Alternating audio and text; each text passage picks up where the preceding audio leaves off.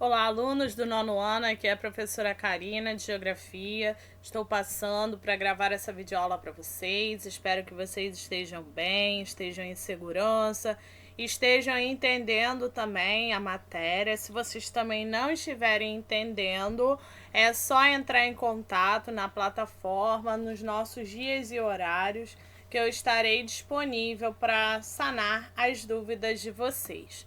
Vamos à nossa aula de hoje? Hoje nós iremos falar sobre o Oriente Médio, Ásia Setentrional e Ásia Central. Esse conteúdo é da unidade 6, tá? Então nós iremos começar falando do Oriente Médio, tá? A unidade 6 tem esse título todo que nós iremos estudar passo a passo. Então, hoje nós iremos dedicar a uma parte ao Oriente Médio. Como o capítulo era muito grande, eu coloquei em duas partes. Então, uma parte a gente estuda hoje e na próxima semana a gente finaliza esse capítulozinho aí, tá bom? Então, esse conteúdo de hoje sobre o Oriente Médio se encontra nas páginas 172 a 177, tá bom? Então, semana que vem a gente dá continuidade a essa parte do Oriente Médio também. Então, vamos começar falando sobre o Oriente Médio, né? Então, o Oriente Médio fica na parte sudoeste do continente asiático. Então, ele está entre a parte aonde se encontra Europa, Ásia e as demais regiões, tá? Então ele acaba aí fazendo essa referência. Tem 362 milhões de habitantes, isso foi em 2017, tá? Contém também 17 países, entre eles Irã e Turquia são os mais populosos. O idioma falado é o árabe, porém, os não árabes têm a questão do turco, do persa, do hebraico também, tá? Oriente Médio, ele acaba fazendo uma visão eurocêntrica. O que é eurocêntrica? É a ideia da Europa sendo o centro de tudo, tá? Então, já desde lá das questões históricas que tiveram como Europa o centro de tudo, aí acabam denominando como Oriente Médio, né, como uma visão eurocêntrica, tá? Cujos europeus, eles acabam se considerando os donos aí da parte do Oriente Médio, tá bom? E aí, nós vamos falar um pouquinho sobre a formação dos países. Então, antes da Primeira Guerra Mundial, o Oriente Médio, tá? Ele era formado pela Pérsia, pelo Império de Otomano e pelas colônias inglesas e francesas, tá? E aí, o que acabou acontecendo? Esses povos, eles acabaram sendo formados, né, como tribos. Então, eram tribos que acabam se localizando nesses espaços aí do Oriente Médio.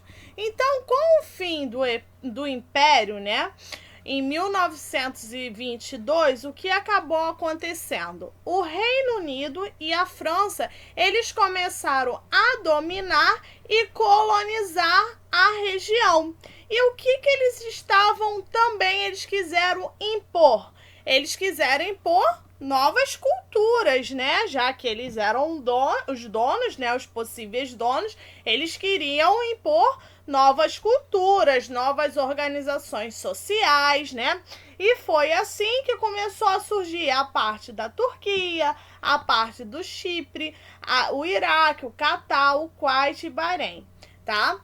Jordânia também, que tinha os protetorados, né, britânicos, Líbia e Síria. Quando a gente fala de protetorado, né, é uma forma de estar dominando politicamente, né? Então é uma política interna aí com relação a isso, tá? Porém, o que acaba acontecendo? A parte pérsia, né, começou a se manter independente, né? Então eles tinham influência do Reino Unido, Porém, eles começaram a se tornar-se independentes. E aí, quando eles começam a se tornar independentes, eles saem e passam a ser a parte do Irã, tá? Então, essa parte aqui do Irã começou a ser dominada aí de forma independente.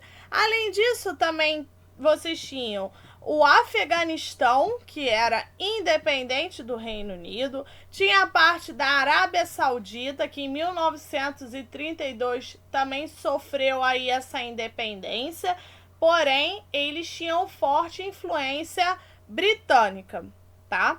Além disso, tinha a parte do Iêmen, do Omã, dos Emiratos Árabes, né, que foi os Emiratos Árabes, é a unificação de 7 emirados, né, que são 7 estados ou 7 territórios administrativos que acabam tendo o comando árabe. E permanece a questão da proteção política, né, britânica. E com tudo isso, esses países, Iêmen, Omã e os Emiratos Árabes Unidos, eles acabaram se tornando independentes após a Segunda Guerra Mundial, tá?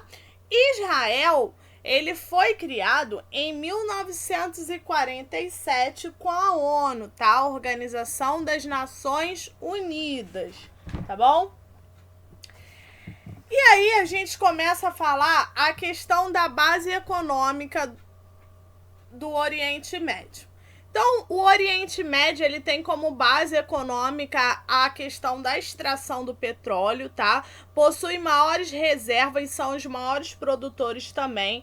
Acabam concentrando, né, na parte do Golfo Pérsico. Então, 1/3 é consumido para o mundo inteiro, tá?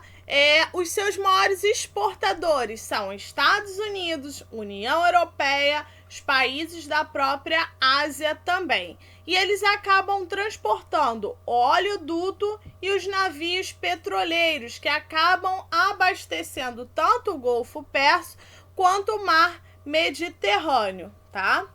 Porém, essas reservas de petróleo, elas acabaram despertando interesses mundiais, principalmente dos Estados Unidos, da China, do Japão e da União Europeia. Por quê?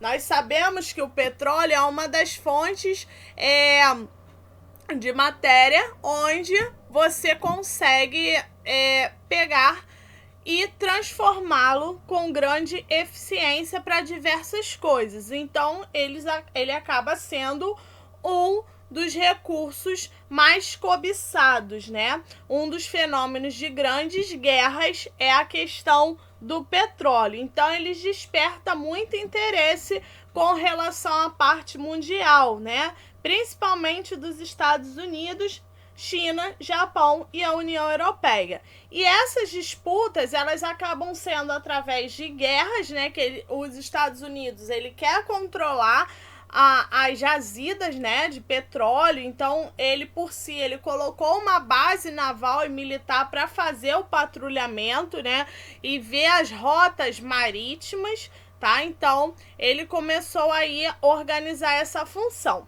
Porém, até o final da década de 50, essa exploração, o transporte, a comercialização do petróleo, ele era controlado por 7 empresas multinacionais que eram chamadas 7 Irmãs. As 7 Irmãs tinham 5 empresas que tinham origem dos Estados Unidos e 2 eram britânicas, tá?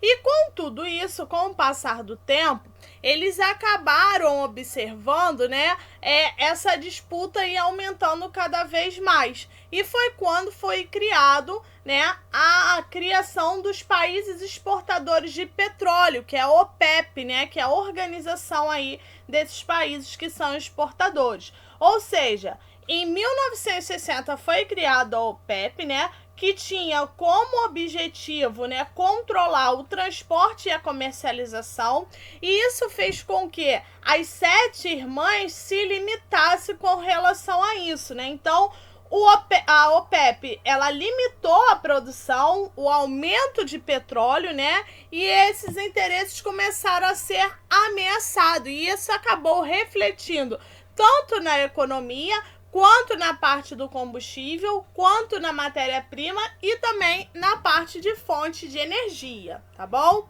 Nós temos também outras atividades econômicas, que é a parte da agricultura. Por estarmos num clima desértico, né? A agricultura é praticamente, assim, quase inexistente. Porém, nessas áreas úmidas, né, como a faixa litorânea, a parte do mar Mediterrâneo, das planícies da Mesopotâmia, ou seja, tem os vales fluviais, e aí eles conseguem fazer uma possível irrigação. Na parte do mar Mediterrâneo, você tem a questão da plantação de azeitonas e frutas. Na Mesopotâmia, trigo, arroz, frutas e algodão. E na Turquia e Israel, os que acabam sendo os maiores produtores agrícolas mundiais, tá? A parte também desértica tem algumas técnicas que eles acabam utilizando tanto no processo de irrigação quanto no processo da questão da genética das sementes. Existe também a parte da pecuária, que são utilizado bastante no pastoreiro nômade, né, que acaba se deslocando para buscar água, né, para buscar alimentos. E aí a gente consegue também a questão do rebanho de ovelhas, cabras e camelos, que são muito cultivados nessas regiões, tá?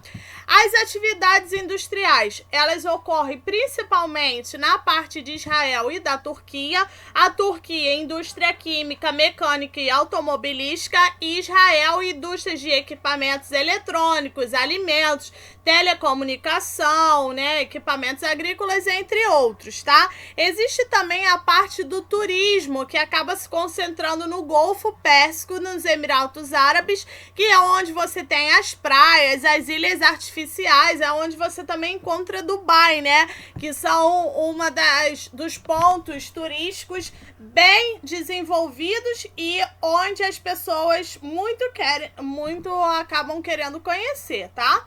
Então, vou deixar aqui para vocês as atividades da página 171, 172, 174, 176 e 179. Espero ter ajudado vocês. Bons estudos, boa semana e até a próxima!